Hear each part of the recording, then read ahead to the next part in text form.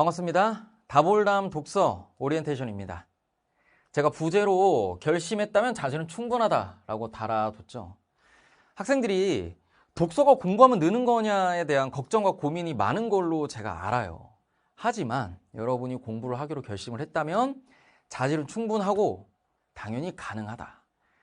그냥 제 수업이 잘나서라기보다 물론 좋은 건 맞는데 이 읽기 교육이라는 게 교육과정에 있잖아요. 그러니까 읽기 능력이라는 것은 교육을 통해서 느는 게 맞아요. 그러니까 그 부분에 대해서는 의심을 안 하셔도 됩니다.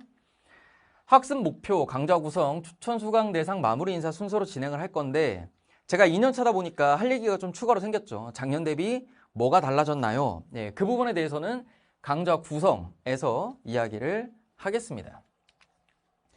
다볼담 독서의 궁극적인 학습 목표는 여기 자기 효능감에 있어요. 그래서 그것을 이끌어내는 과정에 대해서 이야기를 좀 해볼 건데 일단 다볼담 독서에서 그 독해를 가르치는 기본적인 취지와 철학은 뭐냐면 요겁니다. 요거. 우리에게는 이미 독해 능력이 있다. 한국어로 쓰인 글이잖아요. 다 읽을 수 있다고. 물론 일부 제시문은 어렵죠. 바꿔 말하면 그 어려운 일부 제시문을 제외하면 나머지는 우리가 충분히 읽고 이해하고 있다 이미. 그렇잖아요. 우리가 독서 17문제 중에 한 15문제가 어려워서 수능 국어 수업을 듣는 건 아니잖아요. 몇 문제밖에 안 어렵잖아. 그러니까 우리가 갖고 있는 독해 능력을 어려운 글에서도 발휘할 수 있도록 연습을 하는 게 중요한 거지. 나는 독해력 진짜 꽝이야 라고 생각하실 필요가 전혀 없다는 점. 자, 그러면 이것을 어떻게 훈련하냐? 표지를 중심으로 훈련을 시켜드릴 거예요. 저 표지라는 것은 여러분이 표지판 할 때 들어보신 그 표지가 맞습니다. 우리가 제시문을 읽다 보면 표지라는 게 군데군데 쓰여 있어요. 이게 뭐냐면 지금까지 나온 정보 혹은 이후에 나올 정보의 역할과 기능에 대해서 암시하는 말들이에요. 저 표지라는 말은 제가 만든 게 아닙니다. 여러분 헌법과 작문 같은 거 보면 기출에도 있어요. 담화 표지 이런 말이 있거든요. 그게 그냥 글에 쓰여 있으면 담화가 아니라 그냥 표지인 거예요. 근데 제가 이렇게 말하면 좀 이게 뜬구름 잡는 얘기처럼 들리니까 제가 예를 들어서 하나 보여드릴게요. 제가 OT에서 판수하는 일은 거의 없는데 지금 좀 해보겠습니다. 여러분 그것이 알고 싶다 본 적 있나요? 예. 거기 진행하시는 분이 뭔가 험악하고 안 좋은 얘기 하기 전에 꼭 이 말을 합니다. 아시죠? 그런데 말입니다. 하면서 뒤에 가서 좀 잔인하고 험악한 얘기 하잖아요. 누구를 땅에 묻었네. 어디에서 파란 쪽이 나왔네. 이런 얘기 하잖아요. 이 그런데라는 말이 이후에 나올 이야기가 문제 제기의 성격을 갖습니다. 라는 것을 암시해요. 우리가 일상에서 그런 식으로 씁니다. 여러분도 잘 생각해보면 여러분 일상의 언어 생활 중에 그런데 뒤에 뭔가 딴지 거는 얘기하고 이럴 때 많을 거예요. 이런 말들을 표지라고 하거든요. 이걸 제가 왜 가르칠까요?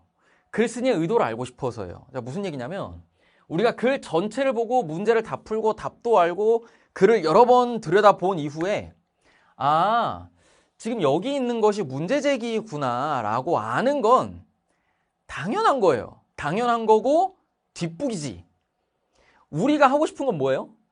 처음 보는 글에서 뒤의 내용을 이해하지 못했는데 이걸 이해할 수 있는 능력을 갖고 싶은 거잖아요. 근데 만약에 그런데 뒤에 있는 게 내용적으로 좀 어렵다고 해볼게요.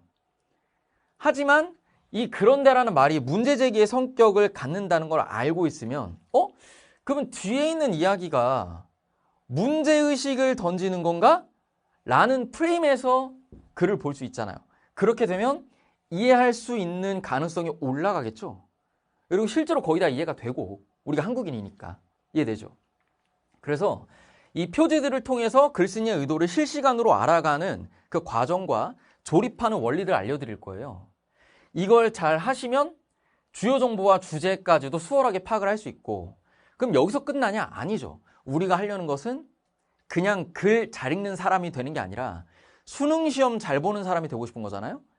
이렇게 파악했던 주요 정보와 주제들이 어떤 식으로 수능의 정답을 구성하게 되는가, 그 연결되는 메커니즘이 뭔가를 알려드리고 이것이 과거부터 지금까지 일관되게 유지되고 있다는 걸 보여드릴 거예요. 그러면 이 과정에서 여러분은 확신을 갖게 될 거예요. 아, 이거 내가 앞으로 볼 6월, 9월 모의고사 혹은 올해 수능까지 그대로 유지가 되겠구나. 이게 왜 그런 거냐면 저 표지 관련된 이야기는 제가 만든 게 아니에요. 이미 이 시대는, 이 시대라고 말하기도 좀 그렇다. 제가 태어나기 이전이라고 해야 돼요. 너무나 옛날에 이미 읽기 교육의 방식, 이론은 정립이 끝났어요. 전 세계에서 그냥 합의가 돼서 끝이야. 새로운 읽기 교육? 그런 거 없어요. 그러니까 강사가 말을 할 때 이게 강사가 뭔가 새롭게 만들어낸 혁신적인 이론이다, 이런 건 존재할 수가 없단 말이에요. 그냥 학문적으로 봤을 때. 이미 읽기 전략이라는 것은 이런 것들이 있어요가 다 나와 있다. 그럼 여기에서 강사가 무엇을 택해서 어떻게 편집해서 가르칠 거냐의 문제일 뿐이고, 제가 가르치는 이야기들은 제가 만든 게 아니에요. 그러니까 당연히 연역적인 성격을 갖고 말하는 사람이 제가 아니어도 무조건 성립할 수밖에 없는 것들이다. 그래서 충분히 확신을 가지실 수 있을 거예요, 이야기를 들으면. 그러면 이걸 통해서 여러분이 뭘 이해했으면 좋겠냐? 읽기 능력이라는 게 훈련을 통해 개선된다는 거, 이걸 좀 이해했으면 좋겠다. 이해를 넘어서 마음 깊이 받아들이는 거죠. 그렇게 됐을 때 여러분이 자기 효능감을 가질 수 있어요. 자기 효능감이 뭐예요? 나 하면 된다, 이거 아니야. 개념 수업 단계에서 강사가 무엇을 전달하는 게 제일 중요한가요? 라고 했을 때 다른 과목은 내용을 쌓는 거니까 좀 예외가 있다 치고, 국어 독해 영역에 한정해서 저는 자기 효능감을 주는 게 훨씬 중요하다고 생각해요. 어떤 개념적인 내용을 알려주는 것보다. 왜냐면 우리 국어 공부는 눈에 안 보이는 것을 계속하는 굉장히 답답한 싸움의 연속이에요. 그럼 그 과정을 끝까지 밀어붙이려면 결국에 여러분이 뭐가 있어야 돼요? 나 이거 하면 된다라는 확신이 있어야 된다고. 근데 그것을 주지 못하면 개념적으로 아무리 훌륭한 수업이어도 학생들 입장에서는 효용이 없는 거예요.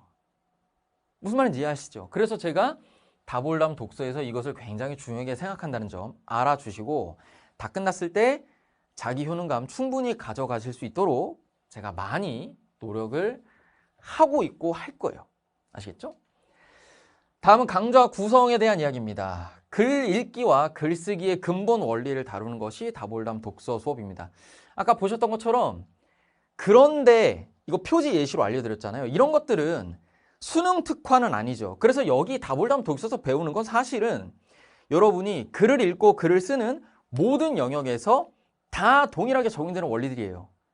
이게 수능뿐만 아니라 읽고 이해해서 답을 내야 하는 모든 시험 종류, 뭐 공무원 시험도 좋고 리트도 좋고 다 좋아요. 다 똑같이 적용이 되고요.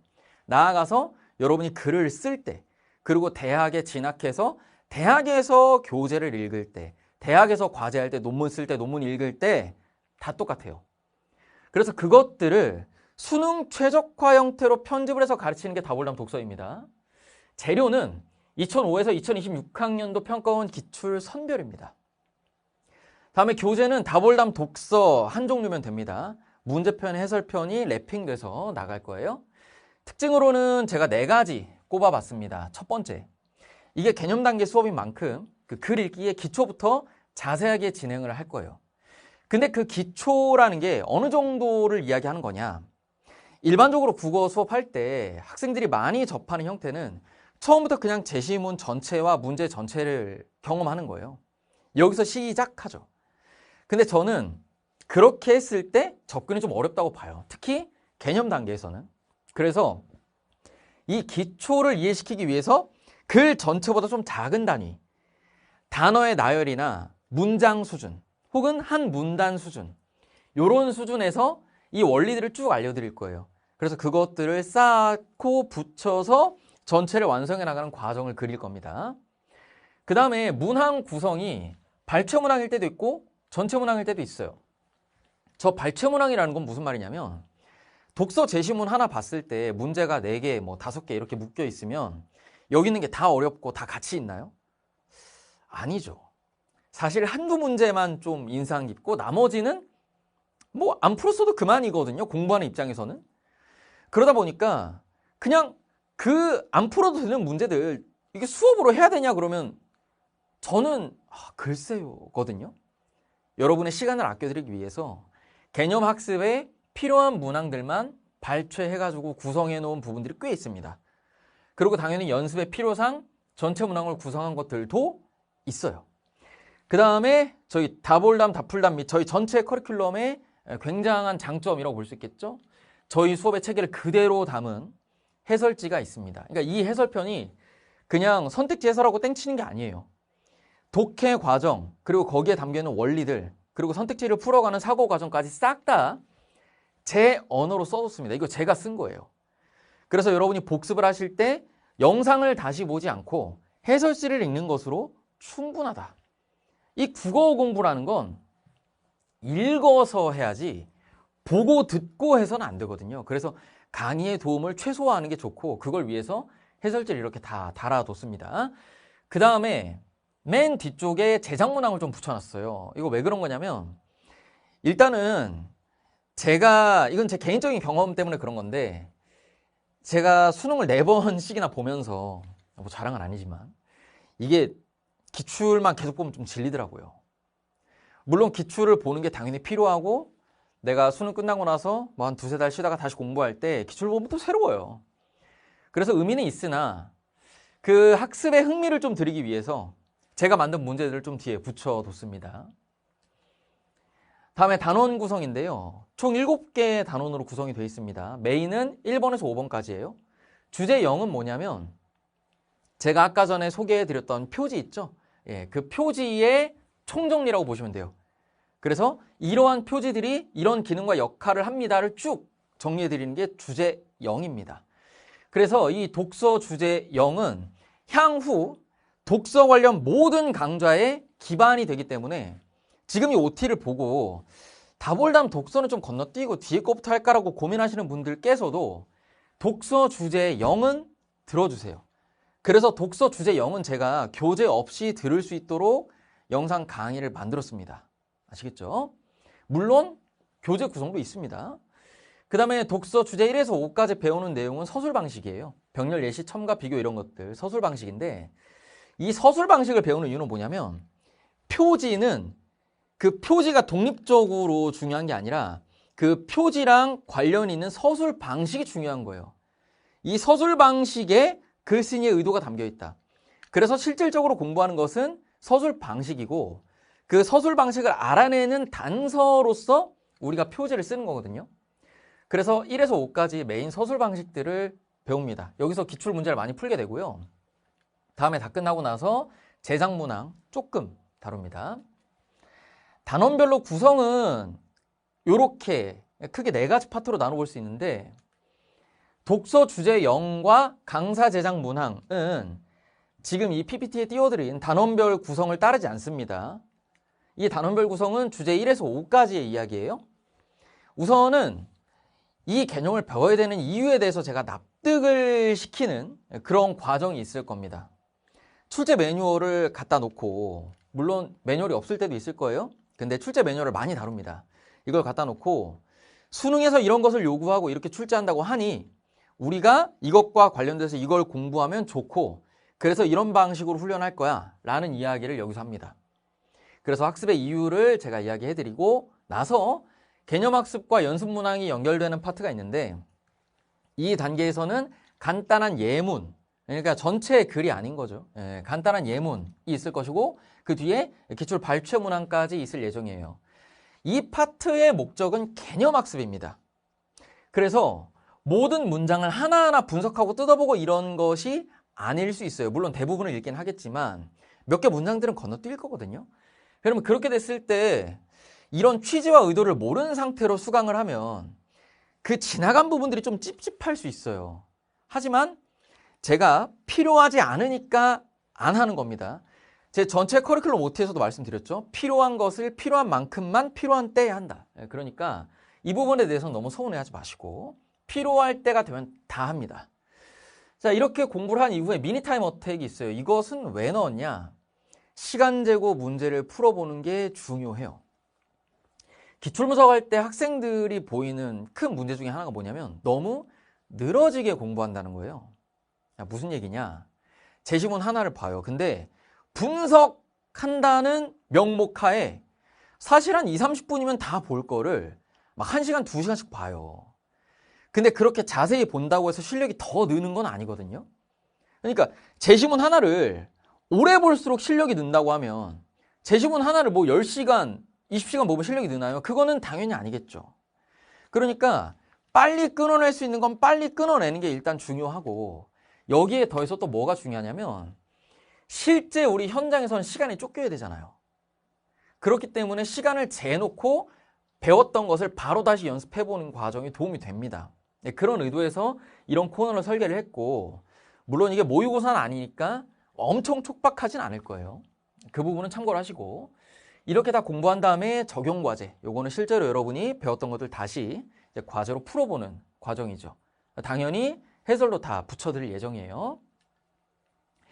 다음은 재수강하는 학생들을 위한 26학년도 버전 대비 변동사항 안내입니다.